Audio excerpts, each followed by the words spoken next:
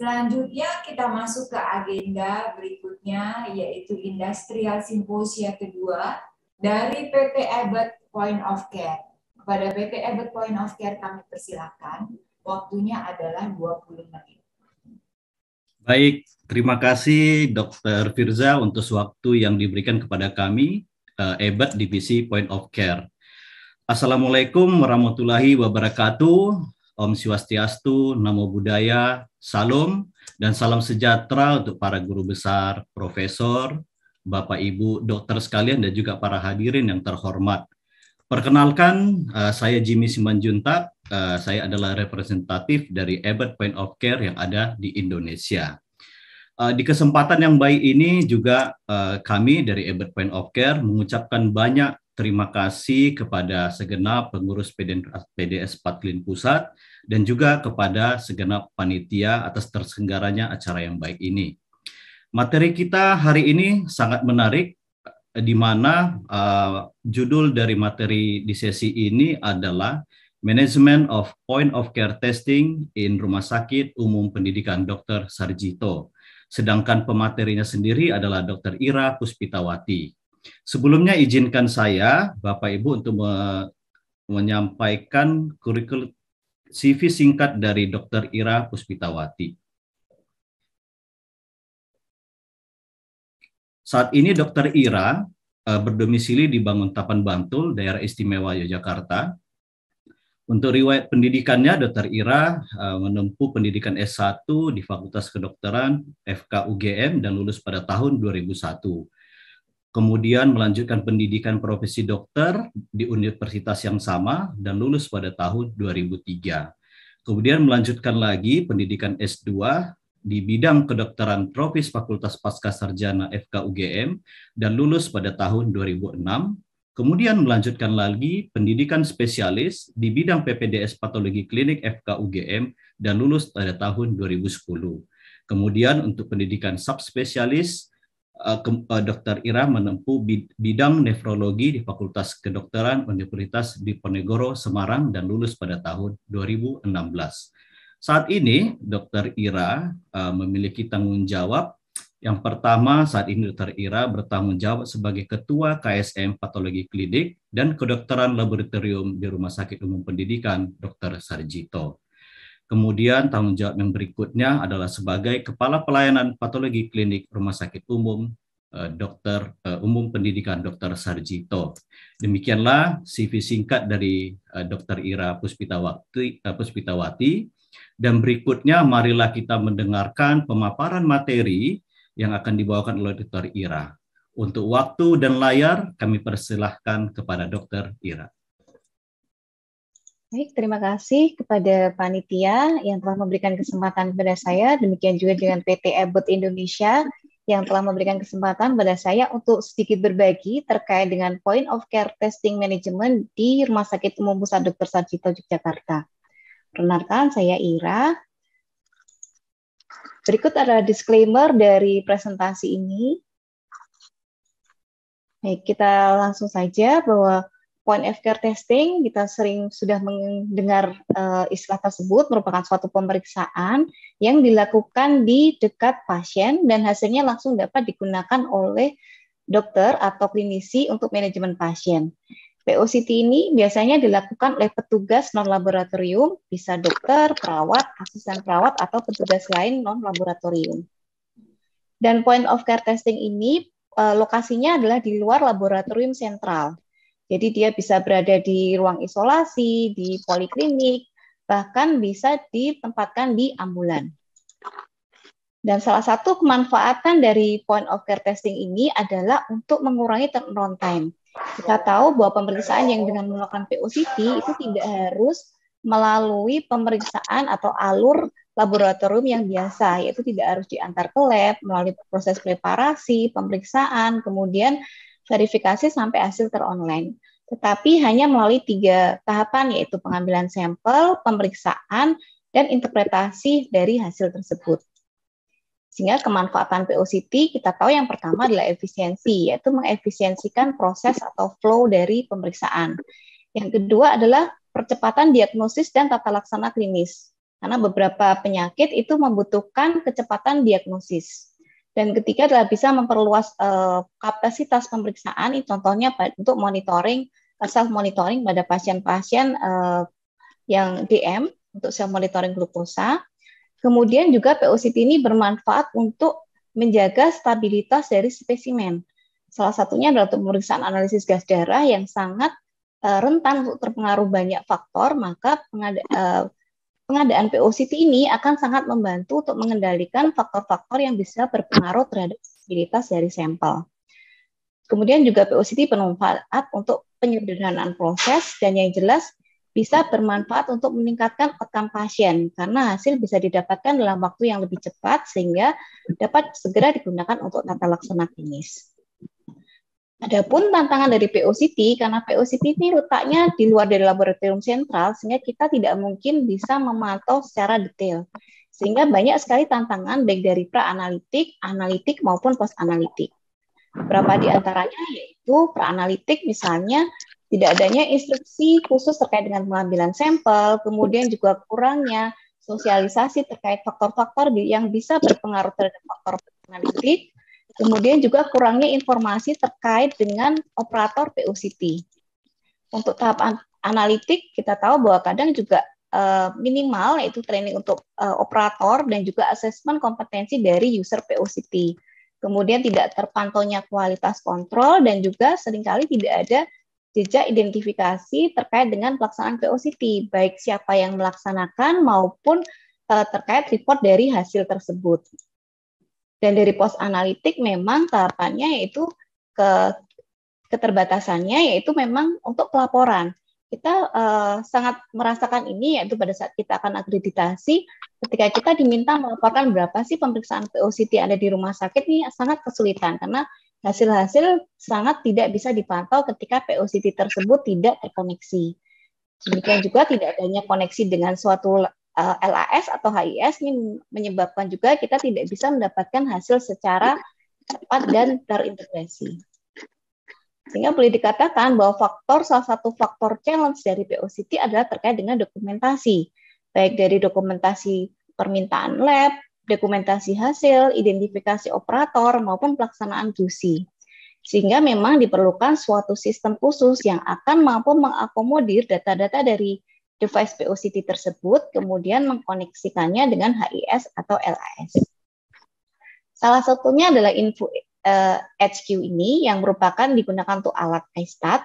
Di sini dia merupakan suatu sistem manajemen data POCT yang dia akan memanage hasil-hasil pemeriksaan laboratorium yang dikolek dari alat-alat POCT, demikian juga dengan data-data operator, kemudian akan memformat hasil data-data tersebut ke dalam sistem eksternal, misalnya HIS, LAS, ataupun electronic medical record.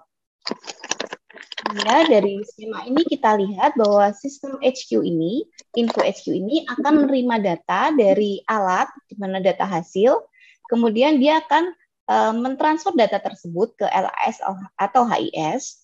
Demikian juga di beberapa sistem juga mampu menyampaikan data dari HIS atau LAS tersebut melalui sistem SQ kemudian disampaikan ke alat. Kemudian data-data yang ada di SQ sistem tersebut juga bisa kita report, kita edit dan kita kelola untuk kepentingan monitoring pelaksanaan POCT di rumah sakit. Di sini sistem SQ ini akan mengcapture dan memanage data-data dari lab POCT iStat, kemudian akan mentransfernya ke dalam sistem HIS, sehingga data tersebut dapat langsung digunakan oleh klinisi. Sehingga kita tidak perlu lagi mengeprint kemudian mentransfer hasil-hasil tersebut secara manual. Selanjutnya, selain itu, dia juga sistem tersebut bisa memungkinkan kita untuk melaporkan untuk kualitas kontrol, kemudian juga laporan terkait operator POCT, kemudian juga tadi yang sudah disinggung juga terkait positive patient identification. Nah, ini bisa terpantau sehingga kita bisa memperoleh sistem data POC yang komplit dan terintegrasi. Nah, kemudian kita bisa juga melihat flow dari lab tersebut, dari pelaksanaan POCT tersebut dalam suatu layar, di mana di sini kita bisa mengidentifikasi pemeriksaan-pemeriksaan POCT yang sudah dilakukan, kemudian berapa yang mengalami penyimpangan, kemudian apakah ada laporan alat sistem dari masing-masing device, ini bisa kita kelola. Sehingga sebenarnya kalau kita manfaatkan secara maksimal akan sangat membantu laboratorium dalam memonitor data-data pelaksanaan POCT tersebut. Nah, ini kita bisa memantau dalam suatu dashboard. Di rangkuman ini kita bisa melihat nih, dalam sehari atau 1 bulan kita bisa melihat berapa pelaksanaan POCT yang sukses, berapa pelaksanaan POCT yang gagal. Kemudian kita juga bisa melihat operatornya, apakah operator tersebut memang operator yang sudah dilakukan pelatihan atau belum. Kita bisa mengidentifikasi. Nah, dengan adanya pemetaan dari permasalahan tersebut, maka akan bisa dilakukan beberapa tindakan. Karena kita bisa menemukan masalah secara cepat, kemudian akan menentukan tindakan apa yang perlu kita lakukan. Misalnya kita melihat banyak sekali penyimpangan kegagalan pelaksanaan POCT di suatu bangsal tertentu. Maka kita bisa melakukan refreshing bagi operator POCT tersebut meskipun belum waktunya untuk melakukan pelatihan ulang. Nah, sedikit akan kami sampaikan terkait pelaksanaan POCT di Sarjito. Di sini kita sangat terbantu dengan penggunaan sistem HQ ini. Kita membuat suatu POCT information system. Di sini kita mengawali pelaksanaan POCT ini dengan melakukan scan dari barcode pasien. Jadi identitas pasien dari gelang pasien kita scan. Ini untuk memasukkan data pasien. Selanjutnya nanti juga kita scan data dari cartridge dari yang akan kita gunakan. Kemudian kita melakukan pengambilan sampel, melakukan pemeriksaan di alat, dan selanjutnya melakukan docking. Pada saat melakukan docking, maka data itu akan otomatis tertransfer ke 3 hal, yaitu ke billing system, kemudian ke electronic medical record, dan ke data QC. Nah, ini yang kita sampaikan tadi, bahwa data pasien tersebut dari sistem SQ akan terkirim ke HIS, sehingga data tersebut dapat real time, begitu di docking data akan sampai. Kemudian ada histori dari pemeriksaan. Ini yang tidak akan kita dapatkan jika kita hanya mengeprint hasil itu satu persatu. Kemudian juga kita bisa mengidentifikasi lokasi dari pelaksanaan POCT tadi. Nah, ini adalah data-data yang tertampil di sistem SQ sebelum dikirimkan ke HIS. Jadi ada data-data pasien berikut dengan cartridge apa pemeriksaan itu dilakukan. Selanjutnya, dengan sistem SQ ini juga membantu HIS kami untuk melakukan automated billing system. Karena ini terkait dengan sangat minimalnya proses administratif yang ada di bangsal, sehingga kami menyingkat proses ini dengan men-scan barcode ID dari pasien. Barcode ID dari pasien, kemudian barcode cartridge, kemudian setelah melakukan pemeriksaan kita mendocking. Nah, setelah docking, maka sistem HIS ini akan mengambil data dari HQ tadi, kemudian langsung memasukkannya ke dalam billing system.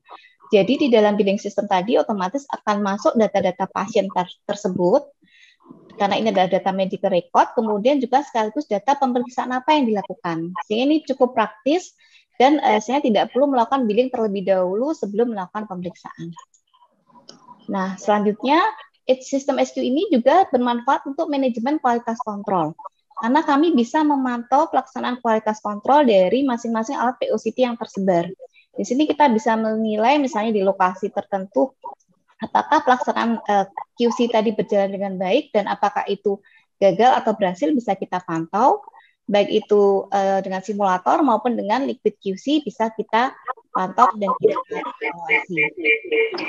Demikian juga kita bisa memantau pelaksanaan dari POCT tadi. Selain kita mendapatkan hasil data dari pasien, tadi misalnya data pasien A, kemudian panelnya apa, kita juga bisa mendapatkan data operator. Di sini kami memang menggunakan operator ID berupa nomor hands key yang masing-masing petugas akan berbeda, sehingga di sini akan bisa masuk ke dalam data sistem HQ tadi. Ini akan sangat mempermudah bagi kami ketika akan melakukan pelacakan.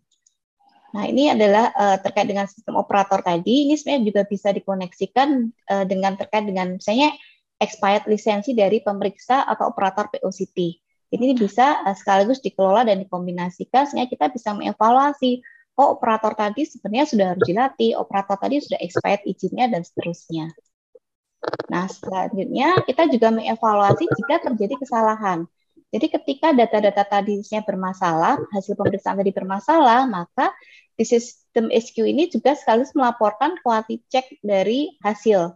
Di sini akan muncul kode-kode error yang terjadi pada kegagalan pemeriksaan POCT. Misalnya di sini pelaksanaan di ICCU, pemeriksaan segi 4 dengan kode error 23 misalnya. Kita bisa mereview kode error tadi maknanya apa.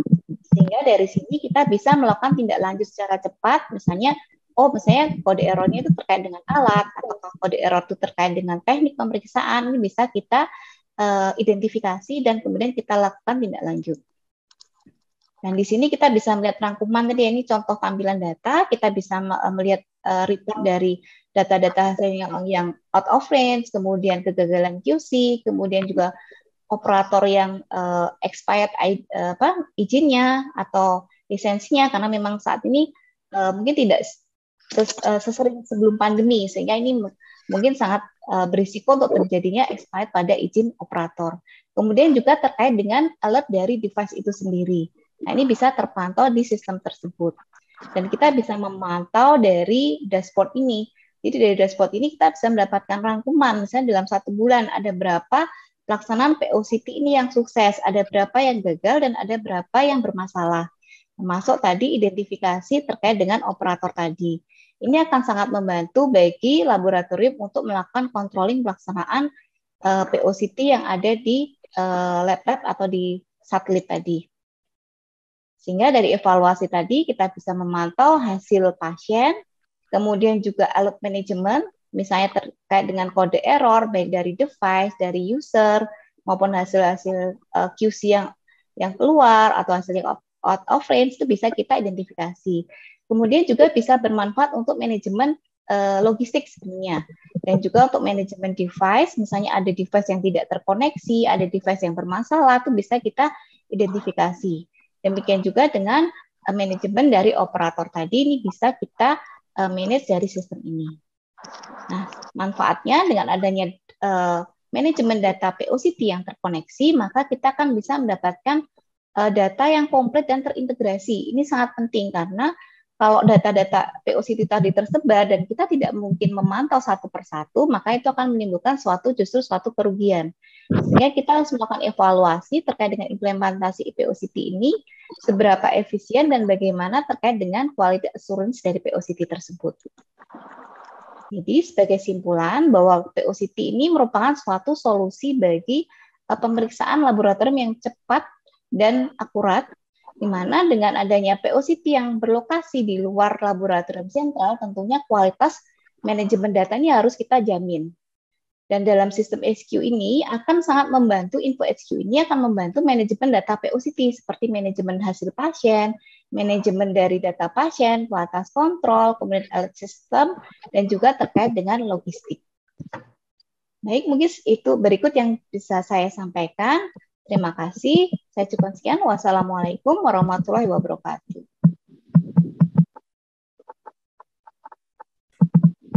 Ya, demikianlah presentasi materi yang sangat baik tadi oleh Dr. Ira Puspitawati.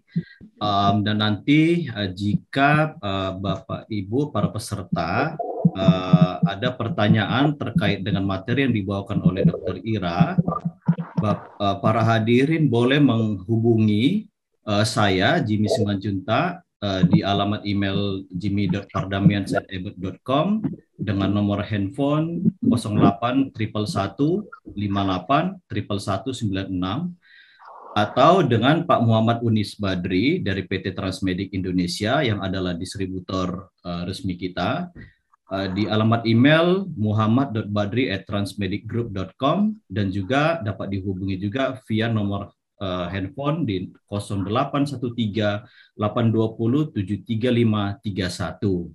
Dengan demikian selesailah sesi Industrial Simposia kedua pada hari ini. Semoga apa yang disampaikan tadi bisa bermanfaat dan berguna bagi para hadirin yang terhormat di hari ini. Terima kasih, sampai ketemu, salam sehat dan bahagia selalu untuk kita semua. Untuk waktu dan layar, saya berikan kembali ke Dr. Tiriza. Ya, terima kasih banyak kepada PT Ebert dari Divisi Point of Care.